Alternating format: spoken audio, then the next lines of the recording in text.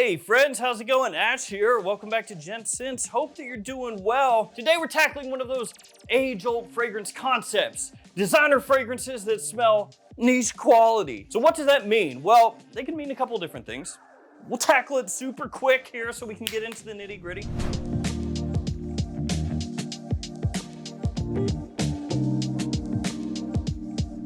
On the one hand, niche quality could be designer fragrances that are higher quality than your normal designer's niche quality. Or it could be having the qualities of a niche fragrance, meaning a fragrance made for a smaller niche audience. So that could mean fragrances that are more artistic, more out there, less accessible to your normal person. But that's what we're doing. The fragrances here today I think are absolutely fantastic. I will say it is much harder to pick out fresh fragrances that would be considered niche quality. Because I will say for myself and for a lot of other people, when you start thinking about something that's like niche, you start thinking deeper things, richer things, things that are better suited for fall and winter. When you go to freshies, you're like, oh, it's a freshie. All these gonna be linked in the description, guys. Let's get it kicked off, and I will kick it off with a freshie, with this one, Italian Love from Dolce & Gabbana. Now I'm gonna throw something out there with Italian Love, and that is, it can be a pain to find this stuff, okay? As of when I'm shooting this video, it is available, but no guarantees, like anytime in the future, basically. You know how it is. Limited edition fragrances sometimes are actually limited. And also Light Blue Forever, a shout out to that one. So what's the deal with this? Why the quality of niche? Well, the opening here, the citrus that's in this, it is very tart, very lifelike and natural citrus opening that I love. I think that it is amazing. It will set you apart. It will smell very different from your typical, sugary, sweet citrus openings. And it wouldn't surprise me to see like this type of opening, the citrus style of opening in a niche fragrance. Like if I smelled this open in a scent from a niche brand, I wouldn't bat an eye. I'd be like, yeah, that makes sense. Going for that artistic, natural smelling citrus with this one, are we? Now, the problem with that is some people, they don't dig that. They like the more sugary, accessible, sweet, easygoing citrus, and there ain't nothing wrong with that, because that smells good too. But sometimes I want a little tartness in my life, you know what I'm saying? And that's what this gives you. And so this, yeah, it's gonna give me a little quality, little niche quality. After that, what's that doing there? It's Jet Black Enigma. So this is a fragrance I creatively directed. This is not officially part of the list. This is what we call self-marketing. I don't know, is that what we call it? Yeah, so this is one that I creatively directed. The first fragrance I creatively directed with Michael Malul. Actually, there's one back here. With the other fragrances that I did, and I'm working on some new ones, but we're a while out, okay? We're many months away from those. Actually, you know what? I'll give this one away. Yeah, why not? So this one's really good for fall and winter time. It's got a great sexy spiciness, woodiness in there. And for me, it kind of splits the difference between designer and niche. So it's gonna be a little different from your typical designer fragrances, but then it still has those designer sensibilities where it's made to be worn, again, especially when it's cold outside or in the evening. Solid compliment puller, good performance. I'll just read you guys the note breakdown. Ginger, cardamom, cinnamon, black pepper in the top, saffron, vanilla, labdanum, vetiver in the mid, cypriol, oud, patchouli, tonka in the base. And so that one is now available on Amazon in the UK. This one in Terra Nova. The other ones should be available pretty soon on there. You can find that on Michael Malul's website. Code GENTCENTS will save you some money off. Also, every Perfumania and every fragrance outlet retail store in the US will have this. And my other ones, Terra Nova, South Slope, Edgewater, West Loop. So yeah, we'll give this one away. Like I said, it's not officially part of the top 10, but it is, I guess it is now, and it's also gonna go to one of you. Let's go next with, let's go with this one. This is from Dunhill, and this one is Agar Wood. I mean, look at that and be like, where's it? Just got no names on this, just Dunhill. Ah, a somewhat questionable choice to put the name only right there on the little atomizer, but whatever. Now this is part of the Dunhill signature line, and these fragrances are available at discounters for a very, very low price, all things considered. About $55 a lot of times, and that's just about the whole line. Now part of me feels bad for Dunhill with these signature fragrances because They were priced at about $158, $160 roundabout as far as the retail goes. And at that price point, honestly, still a pretty good buy, at least when you compare apples to apples and the other fragrances that are coming out nowadays at full retail. Like, that's not bad, because this is basically a private line. And yet it just, you know, it just didn't work. And they're at discounters for, like I said, $50, $55. That's pretty much across the whole line. This stuff smells amazing at that price. It's a fragrance that does its own thing, but if you like scents like ombre leather from Tom Ford, with like a sprinkling of Gucci Guilty Absolute, or, you know, stuff kind of like that, but really well done, very smooth, with a nice little touch of sweetness too. That's what this one is. And then, as I've said like 3 times now, the rest of the line has some other really solid scents for that price point, that $50-some-odd price point. Stuff is just, it's a great buy. Let me get this obvious one out of the way. Sauvage Elixir from Christian Dior.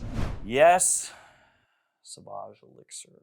It smells of fragrances from the past, very masculine, woody, spicy, elegant, strong, powerful, done in a modern way, a little bit smoother than fragrances of yore. Very pricey, that's the drawback, very pricey. So this is a designer fragrance with niche quality, but also kind of niche prices. So like you can go to this one and be like, oh, $50, wow.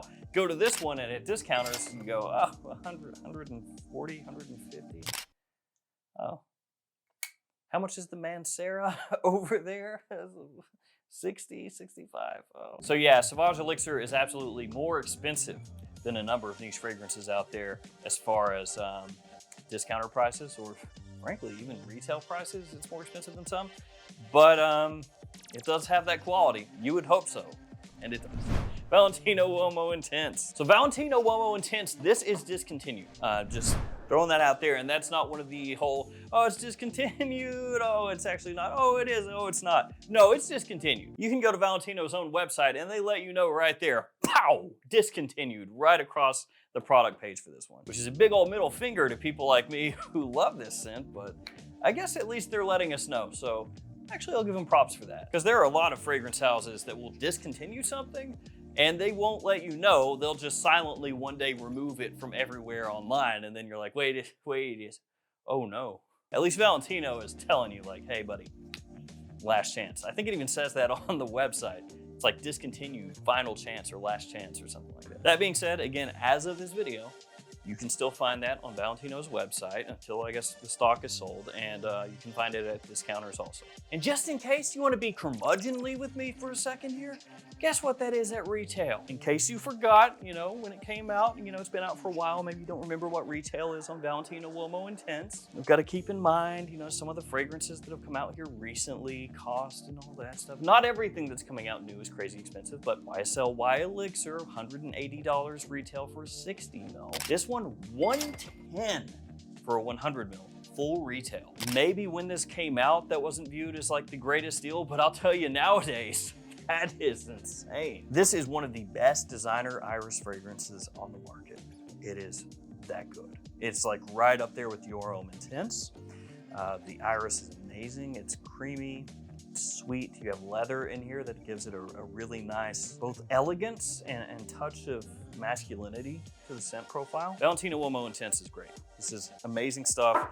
Full retail, worth it. Discounter prices, worth it. Is it gonna shoot up in price when all the stock is gone? I can't say for sure, obviously, but would it surprise me? Let's move on quickly to another fragrance with some iris in there, Ralph's Club Elixir. Actually, when you look at the note breakdowns, there are some similarities between these two. There's iris in here in Ralph's Club Elixir. There's leather in there as well. But whereas with Uomo Intense, you can kind of draw a parallel with this one and Dior Homme Intense.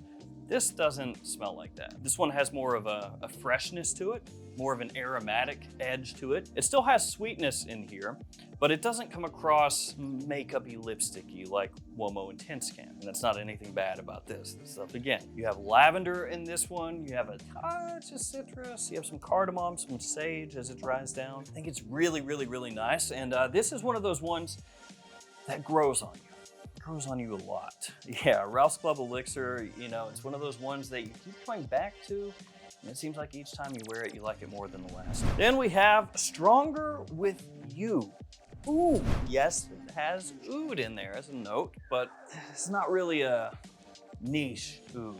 Now, of course, there are a lot of niche fragrances with oud that wouldn't be considered niche ouds, but yeah, that's for another time. So this has that Stronger With You DNA. It's got that, you know, that compliment factor that everybody loves with Stronger With You. It's got that performance, that chestnut warmth, that sweetness that you expect from a Stronger With You fragrance. Though officially, that's not a note. This one keeps it very simple with 3 notes: vanilla, oud, lavender. Still yet though, that little bit of oud that it has, that dark woodiness that it has, does take it a slightly more mysterious path than some of the other Stronger With You fragrance. And this is one of those ones, kind of like Jet Black Enigma, you know, not similar at all in terms of how they smell, but one of those fragrances that splits the difference a little bit. Full-on designer as far as that wearability factor goes, but then giving you something a little different. Let's go fresh next. Chanel Allure Homme Edition Blanche. This little beauty, very lemony.